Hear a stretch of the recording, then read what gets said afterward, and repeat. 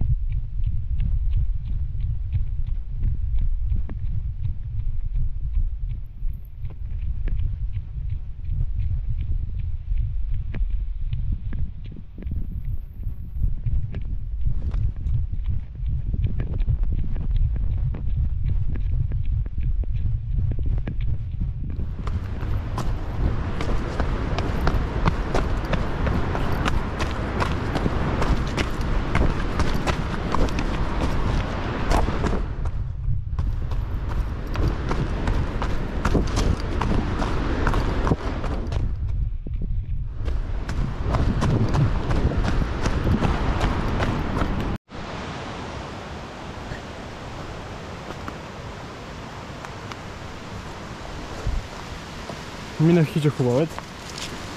Взех я за час. Добро време, доволен съм. Разминавах се с разни туристи по пътя. То е неделя, нормално да има туризъм. Имаше група от 3-4 мъже, които са правили преход вчера и днеска. И ги разпитах малко за района. Къде има сняг, къде няма. Че аз съм тръгнал малко.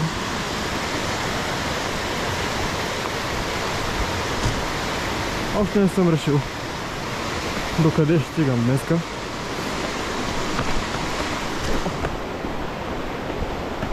Между другото, голям наплив на вода.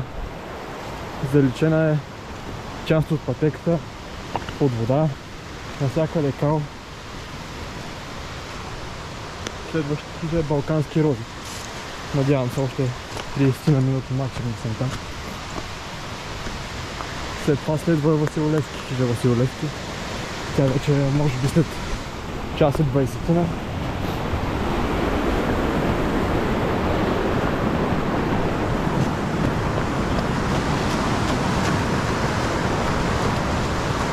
Разбрах нещо доста интересно. В началото на тренировката, като тръгнах да бягам по нагоре, ми беше много тежко. 180 пулс, 170 пулс. Но тялото се приспособява. И сега вече съм на почти 8 км. Да се бягам и нагоре и надолу. Спрях само да ви кажа 2-3 думи. И тялото се адаптира и в момента 160-170 пулс. Не ги усещам като проблем.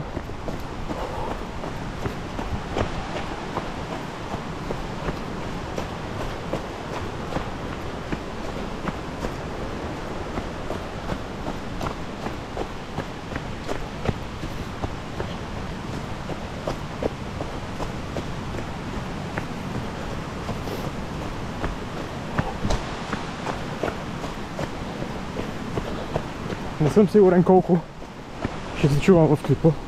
Може би трябва да си взема някакво микрофонче преносимо по някое време. Че наистина е много шумно от водата.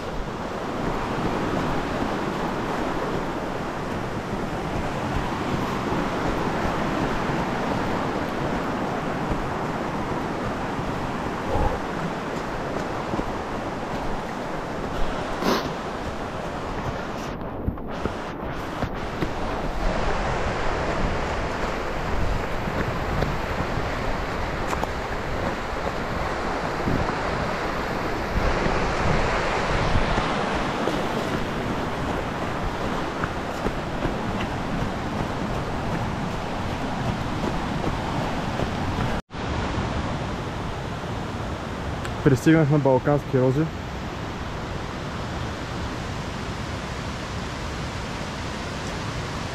25 минути от Хубавец. Готина хижа. Хижарката не е много готина, но това е друг въпрос.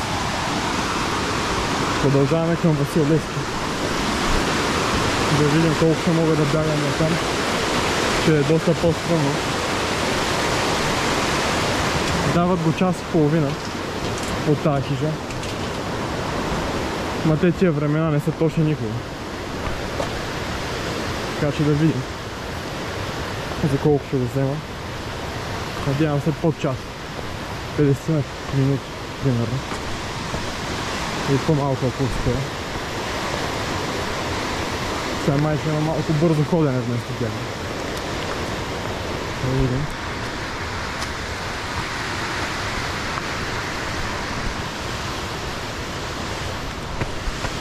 Ама натискаме до където може би.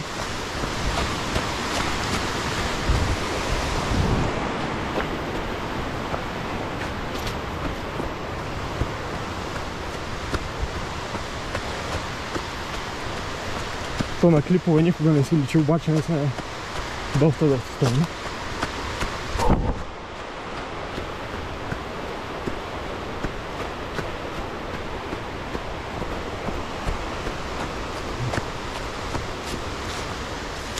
Аз съм с една лека контузийка от предишния маратон, преди точно една седмица.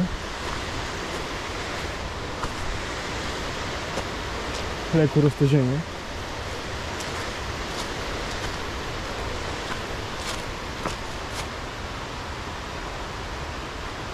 Интересно. Много силно се надявам това да не е от мечка. Изглежда прясно. О, да, ще е прясно. О, мамка. Спирам камерата, че може да стане интересно. Че са доста пресни. Това не е конско. Малко. Може да стане интересно. Да почваме да викаме, да пляскаме. И така. Хижа Левски. Кончета има.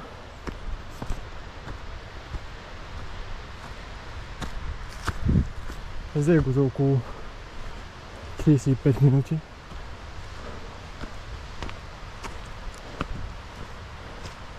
Кафяк търчим. Сега се оправим и решаваме къде продължаваме. –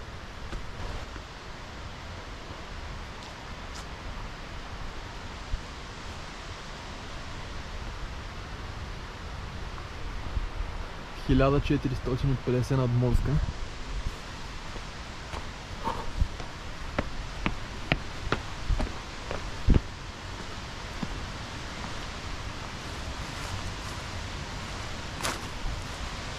Продължаваме към заслон Ботев, на който има сняг. Както казах, надявам се да не е много, че вече съм мокър.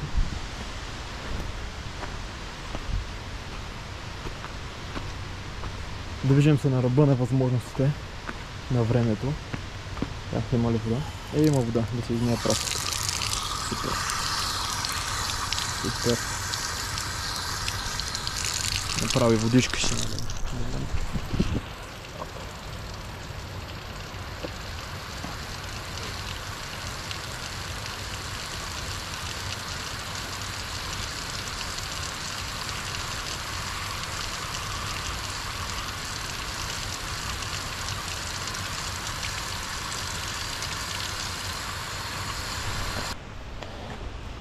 Една прасковка ще хапна. Надявам се да се правя бързо до заслон Ботев, понеже тези 3 часа и половина, които дават, не ме устройват. В момента е 2 часа след обед. Бих се радвал, ако го направя за 2 часа. Да мога 4 часа да съм там и евентуално да имам някакъв шанс да си сляза по Светло в Карлово. Да не трябва да нощувам по хижите. Но в крайен случай какво? То там има одеяла. Няма да умра от студ. дори като нямам други дрехи. Ще е много добре наистина, ако до 4 съм на заслона. Айде до 4,5 го служи. Да не сме сега прекалено оптимистични. 4,5 на заслона. То към 6 се смърчава. Към 7 вече е тъмно. Не знам колко време е от заслона до хижа равнец, обаче няма да е малко, повярвайте ми.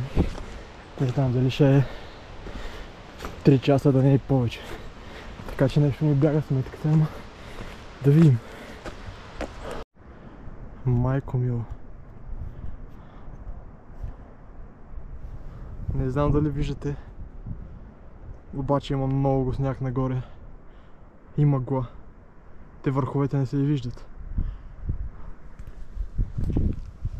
Продължаваме. Имам доброто предчувствие, че се качваме на билото.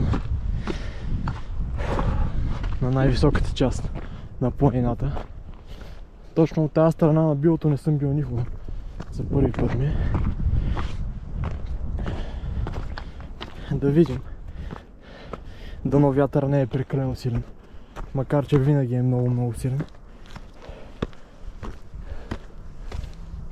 О, каква красота. Това трябва да е купената. Майко мило.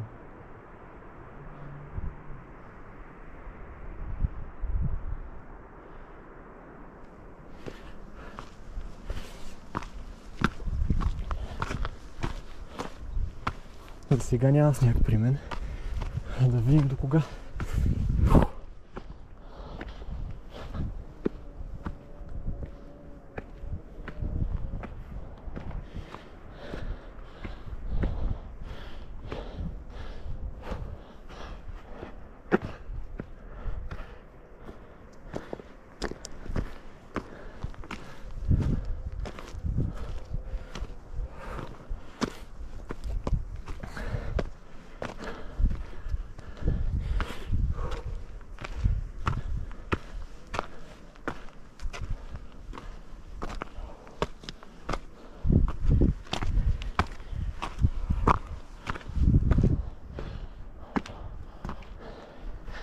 Да видим гледката.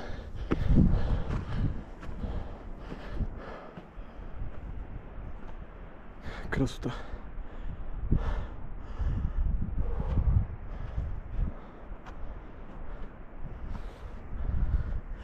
Някакво заслонче май виждам. Така.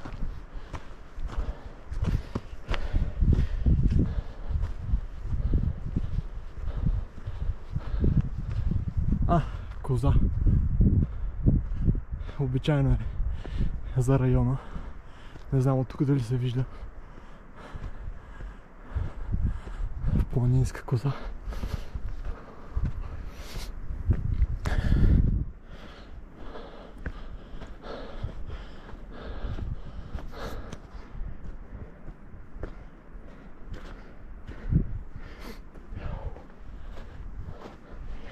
Мисля, че приключихме с изкачването в горите, което има и плюсове и минуси. Един от плюсовете е, че мечките са главно в гори. Не са толкова по високото на Балкана, където е много открито.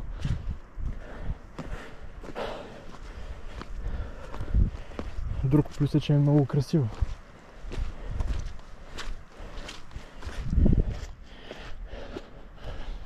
Но минусите са, че над морската височина си казва думата. Има сняг. Може би малко по-нависоко ще не заброли и силен вятър.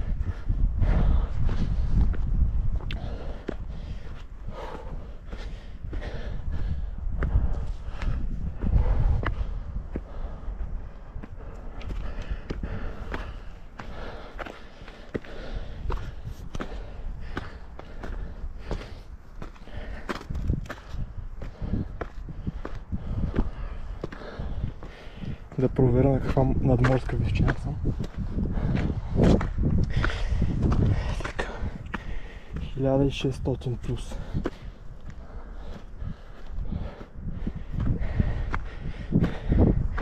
Доста изкачвания имаме обаче още.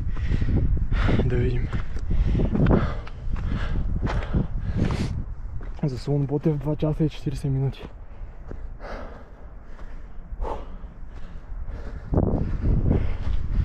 Тоест сме свалили 50 минути от времето. Мисля, че за около 20-25 минути. Което е доста добре. Но да видим нагоре изобщо дали ще мога да стигна.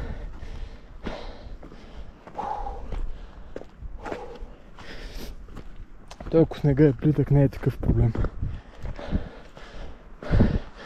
И ако има как да се заобикаля. Обаче проблема е, че имаме да качим още поне 400 метра над морска височина.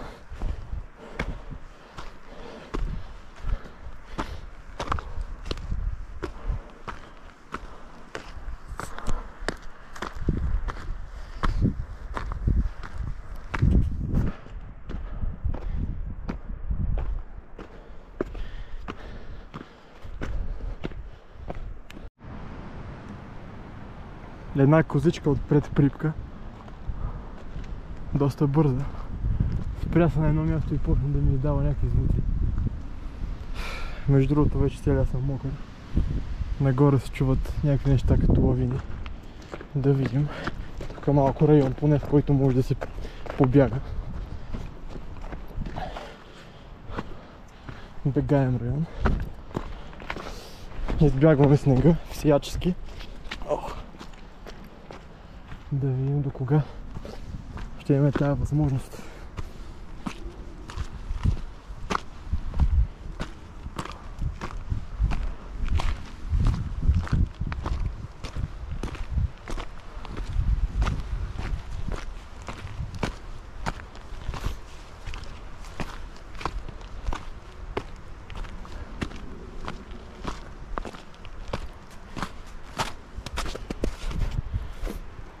Задължително си купувам непропускливи обувки, за да може да не спираме зимата с подобни походи. Голяма грешка, че не си купих от Америка, когато бях.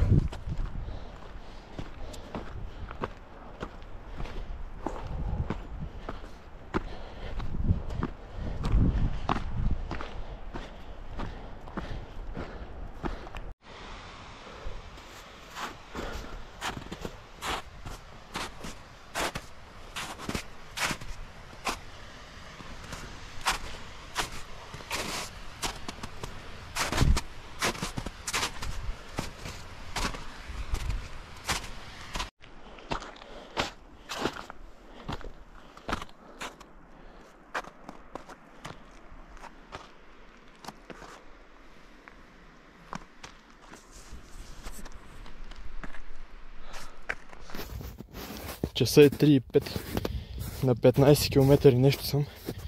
Последните километри са доста бавни, че трябва да газя в сняг. И то даже тук е добре, че има доста дълбоки снегове. Отклоних се към хижа равнец. Няма как просто да го бъде за Слон Ботев с тези условия. Буквално потъвам до коляно на места. Отиваме към хижа равнец и надолу към Карлово. Надявам се до към 3 часа да съм се прибрал. Че наистина краката ми са много ледени. Може би от 1 час постоянно се пълнят със сняг. Но сега като свалим малко надморска височина, би трябвало да намалее снега. Надяваме се да изчезне и да мога да побягвам, да се сгрея и да стигна по-бързо. Да видим. За първи път съм по тази пътека от равнец към Слон Ботев.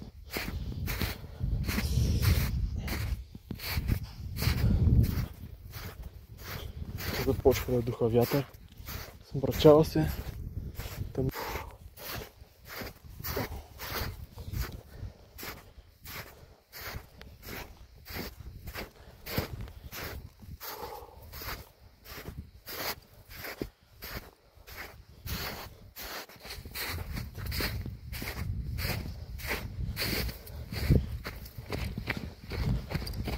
Ох, колко са ми пълни обувките със сняг.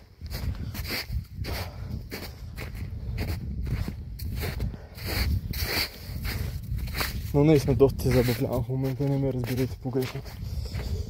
Много е готино. Много готина атмосфера.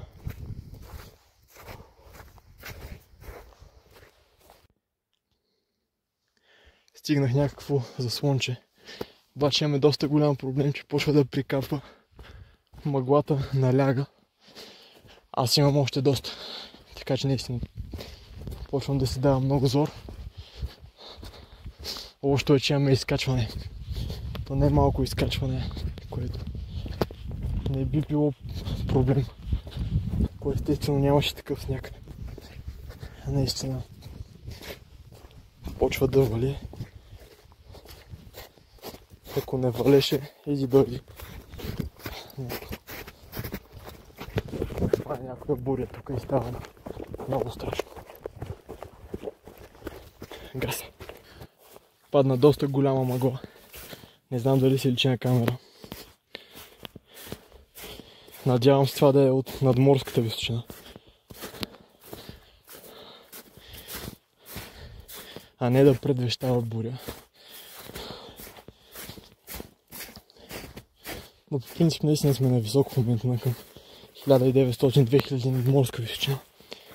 Така че вярвам, че е от това. Наистина е доста гъста мъглата. Поне има зимна маркировка. Жълто-черни колове забити в земята.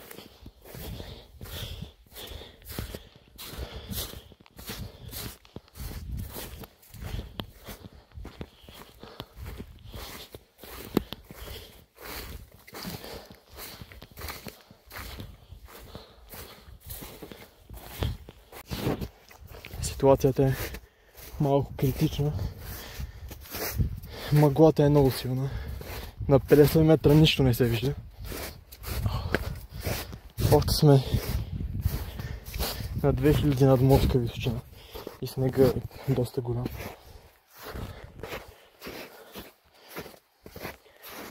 Три и половина е.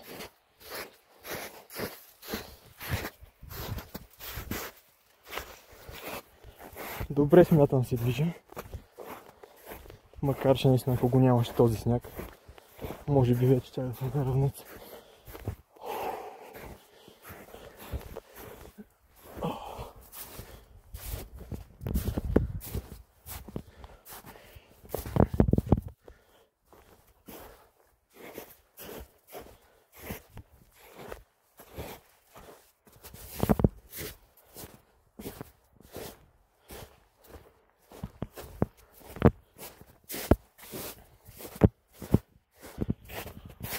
Чувам някаква вода отдясно.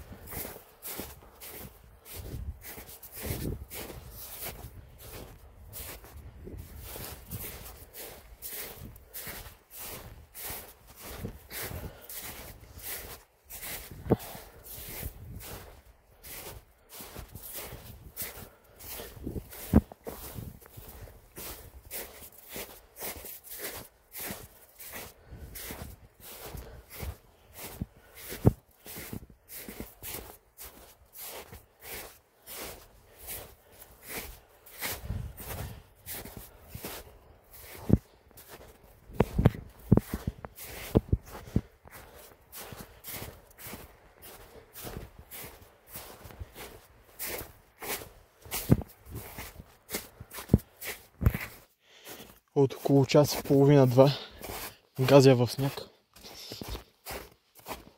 някъде на около 1 час от хижа Равнеца. Плюс-минус. То зависи от терена, естествено. Краката са много замръзнали. Като има някакъв лек участък, на който е възможно да се бяга. И тръгна да бягам. Всяка стъпка е много болезнена. Може би е сравнима с маратон 200 км. Може би така би се чувствал човек тогава. Да свиквам към Равнеца. Точно 5 часа пристигаме на хижа Равнеца.